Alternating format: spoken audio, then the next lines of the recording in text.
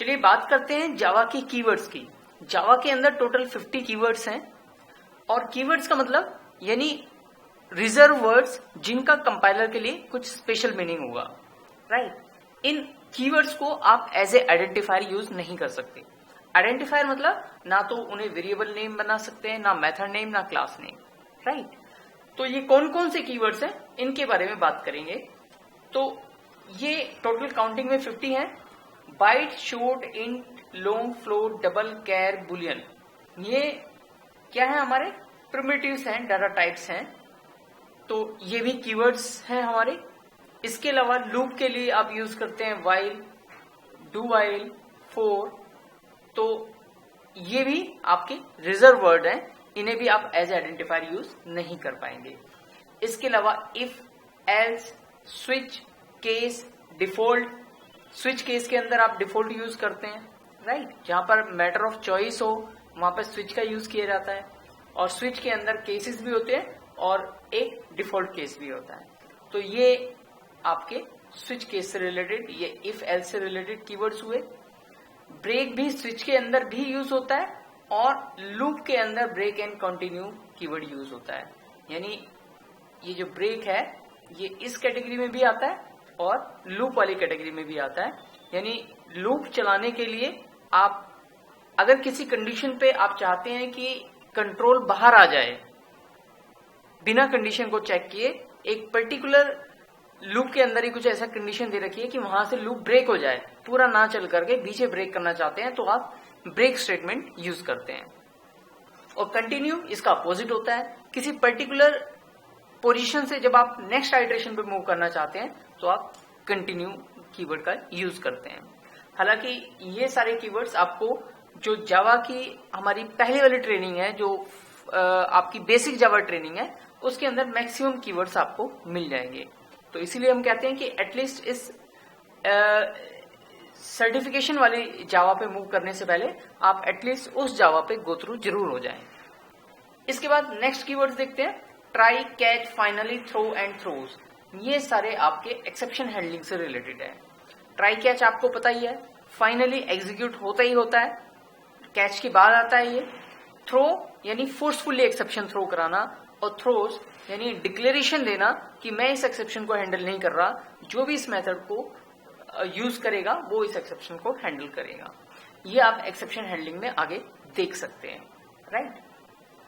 Basic जावा training में आपने try catch तक देखा होगा और जो ये सर्टिफिकेशन वाली ट्रेनिंग है इसके अंदर आप फाइनली, थ्रो, थ्रोज आगे चल करके देखेंगे।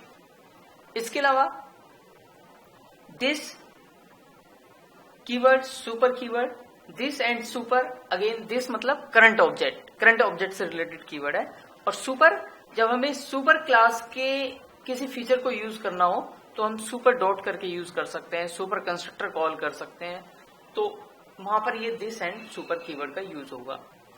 पब्लिक, प्राइवेट, प्रोटेक्टेड, ये अगेन कीवर्ड्स हैं जो मेंबर वेरिएबल्स होते हैं, आप उन्हें प्राइवेट, प्रोटेक्टेड या पब्लिक बना सकते हैं। यानी एक्सेस मॉडिफायर्स भी आप इन्हें कह सकते हैं।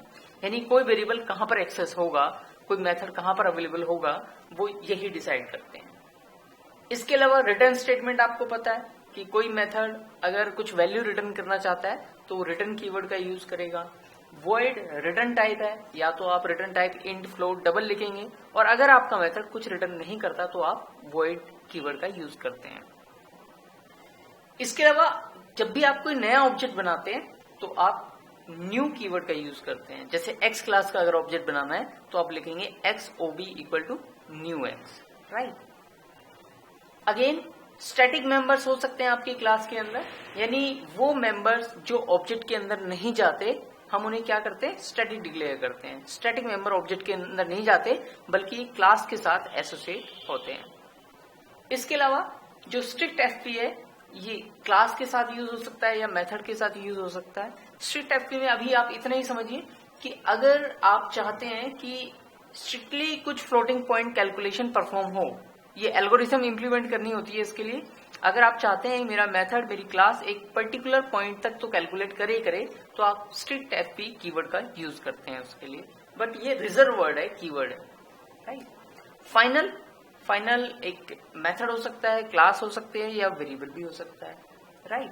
फाइनल, अभी मैं वेरिएबल की बात बताऊंगा सिर्फ यहाँ पर, बाकी आगे की ट्रेनिंग में आप ये तीनों चीज देखेंगे।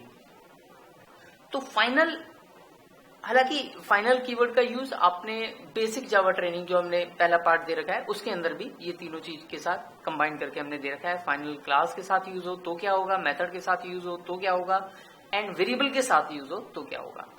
बाकी फाइनल, अगर आपने एक वेरिएबल डिक्लेयर कर दिया, it means you can not change the value of that variable, right. Class, again class keyword है। जब भी आप कोई क्लास बनाते हैं जावा के अंदर तो क्लास कीवर्ड यूज करते हैं, और जैसे क्लास बनाने के लिए क्लास कीवर्ड का यूज होता है, ऐसे इंटरफेस बनाने के लिए इंटरफेस कीवर्ड का यूज होता है।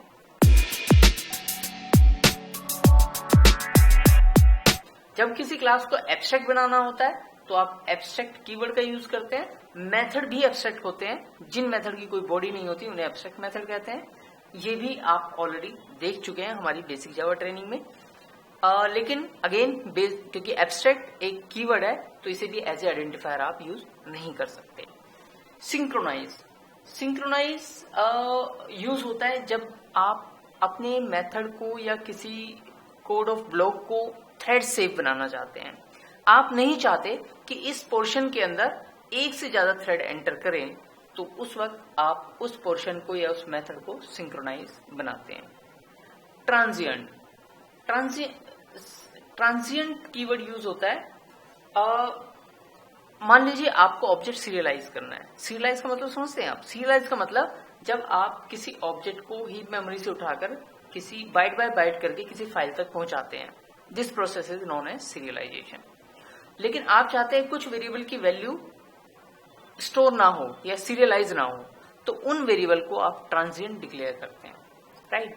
कोई क्लास या मेथड को ट्रांजिएंट डिक्लेयर नहीं किया जा सकता, सिर्फ वेरिएबल को ही ट्रांजिएंट डिक्लेयर कर सकते हैं।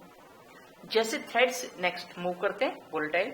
जैसे थ्रेड सेफ्टी के लिए मेथड या ब्लॉक को यूज थ्रेड सेफ बनाने के लिए सिंक्रोनाइज कीवर्ड यूज करते हैं, ऐसे ही वेरिएबल पे दो थ्रेड कई बार जब काम कर रहे होते हैं तो हम वोलेटाइल कीवर्ड का यूज करते हैं कुछ इंपैक्ट को शो करने के लिए, राइट। हालांकि अभी इस पॉइंट ऑफ व्यू पर इस सर्टिफिकेशन के एग्जाम के लिए आपको इसे बहुत ज्यादा स्टडी करने की जरूरत नहीं है। बस इतना पता होना चाहिए कि वोलेटाइल एक कीवर्ड है, और दूसरा ये सिर्फ वेरिएबल के साथ यूज हो सकता है, किसी मेथड या क्लास के साथ यूज नहीं हो सकता। कॉन्स्ट अब यूज नहीं होता, कांस्टेंट वेरिएबल डिक्लेयर करने के लिए यूज हुआ करता था, बट फाइनल कीवर्ड यूज होता है। अब हम कॉन्स्ट का यूज नहीं करते, बट अगेन कीवर्ड तो ये है ही, यानी आप इसे एज आइडेंटिफायर भी यूज नहीं कर पाएंगे। गोटू भी डेप्रिकेटेड है, कॉन्स्ट एंड गोटू दोनों डेप्रिकेटेड है, बट रिजर्व वर्ड्स की कैटेगरी में आता है। आप इस नाम से कोई वेरिएबल नहीं बना सकते। गोटू एक पर्टिकुलर पोजीशन पे मूव करने के लिए यूज किया जाता था, अब गोटू का यूज प्रोहिबिटेड है, हम यूज नहीं करते रियल डेवलपमेंट के अंदर। एसर्ट अगेन अपनी एजम्पशन को चेक करने के लिए आप यूज कर सकते हैं। जैसे कि डेवलपमेंट के अंदर कई बार आपको ये चेक करने की जरूरत पड़ेगी कि मेरी एजम्पशन करेक्ट है या नहीं है। जैसे कि आप डिबगिंग के लिए इफ एल्स लगा करके चेक करते हैं कि मेरा कंट्रोल यहाँ पर जा रहा है या नहीं जा रहा है, तो उसकी प्रॉब्लम ये होती थी कि इफ एल्स या तो हमारे प्रोग्राम में छूटे रहते हैं, तो फिर वो इसका मतलब परफॉर्मेंस हमारी स्लो कर देते हैं, क्योंकि बहुत सारा कोड आपका ऐसा पड़ा रहेगा, तो ऑब्वियस सी बात है कि परफॉर्मेंस आपकी स्लो हो जाएगी आपकी कोड की। जबकि एसर्ट कीवर्ड हम इनेबल या डिसेबल कर सकते हैं रन टाइम पर, यानी जब आपको कोड रिलीज करना होता है तो आप इसे डिसेबल कर लेते हैं, और जब डेवलपर को जरूरत होती है तो वो इसे इनेबल करके चेक कर लेते हैं कि हमारी एजम्पशन कहां पर इनकरेक्ट हो रही है, राइट। तो इससे आपके बहुत सारे एफर्ट्स बच जाते हैं। इनम जावा 5 में ऐड ऑन हुआ है, एसर्ट जावा 4 में ऐड ऑन हुआ था। इनम यानी प्री डिफाइंड लिस्ट आप कह सकते हैं, बाकी इसकी डिटेल आपको इसी ट्रेनिंग की बाकी वीडियोस में मिलेगी। इनम यानी प्री डिफाइंड लिस्ट, जब आपकी जरूरत ऐसी होती है कि आपको प्री डिफाइंड लिस्ट में से ही कुछ वैल्यू डलवानी है डेवलपर से, तो आप इनम यूज करके एक लिस्ट क्रिएट कर सकते हैं। फिर इनम टाइप का जब भी वेरिएबल होगा तो इसी टाइप की वैल्यू डेवलपर डाल पाएगा, यानी जो भी दूसरा डेवलपर आपकी क्लास को यूज कर रहा होगा। एक्सटेंड्स, जब एक क्लास के फीचर किसी दूसरी क्लास में इनहेरिट करने होते हैं तब हम एक्सटेंड्स कीवर्ड्स का यूज करते हैं। इम्प्लीमेंट, अगर एक क्लास दूसरी क्लास को यूज कर रही है तो एक्सटेंड कीवर्ड का यूज होता है, लेकिन अगर एक क्लास किसी इंटरफेस को यूज करना चाहती है तो हम इम्प्लीमेंट कीवर्ड का यूज करते हैं, राइट। नेटिव मतलब यानी जब हमें किसी मेथड का कोड जावा के अलावा किसी और लैंग्वेज में लिखना हो, तो जैसे कि सी में, तो हम नेटिव कीवर्ड का यूज करके ऐसा कर सकते हैं। हालांकि इसका एक प्रोसेस होता है जिसके थ्रू आप ऐसा कर पाएंगे, नॉर्मल तरीके से ये परफॉर्म नहीं होगा। इंपोर्ट, जब आपको किसी दूसरे पैकेज की फाइल क्लास इंपोर्ट करनी होती है तो उसके लिए आपको इंपोर्ट कीवर्ड यूज करना पड़ेगा, जैसे कि import space java.util scanner class use करना चाहते हैं, इस तरीके से इंपोर्ट कीवर्ड का यूज होगा। इंस्टांस ऑफ ये पता लगाने के लिए होता है कि जो मेरे पास रेफरेंस वेरिएबल है उसमें किस टाइप का ऑब्जेक्ट है। तो लेफ्ट हैंड साइड पे आप रेफरेंस वेरिएबल देते हैं और राइट हैंड साइड पे आप क्लास का नाम देते हैं। अगर ऑब्जेक्ट उसी टाइप का है तो ये ट्रू देगा, अदरवाइज फॉल्स देगा। इसकी भी डिस्क्रिप्शन आप आगे चल करके देखेंगे। पैकेज, अगर किसी क्लास को किसी पैकेज में मूव करना हो, आप चाहते हैं कि मैं मॉड्यूल्स और सब मॉड्यूल बना करके क्लासेस को उसमें रखूं ताकि एक टाइप की क्लासेस एक पैकेज में मुझे मिले, तो उसके लिए पैकेज कीवर्ड का यूज करेंगे, राइट। तो ये 50 कीवर्ड्स हमने अभी डिस्कस किए, लेकिन आपको अच्छे से ये मेमोराइज होगा अगर आप बाकी ट्रेनिंग्स में इनका यूज देख लेंगे, तो आपको ये याद करने थोड़े आसान पड़ेंगे। अभी थोड़ा सा मुश्किल पड़ेगा कि आप एक एक चीज को देखें कि ये क्या करता है, लेकिन अगर आप प्रैक्टिकली इनका यूज देख लेंगे तो आपको ये ज्यादा अच्छे तरीके से याद रहेंगे और ज्यादा अच्छे तरीके से आप इनका यूज कर पाएंगे, राइट। चलिए, ऑल द बेस्ट।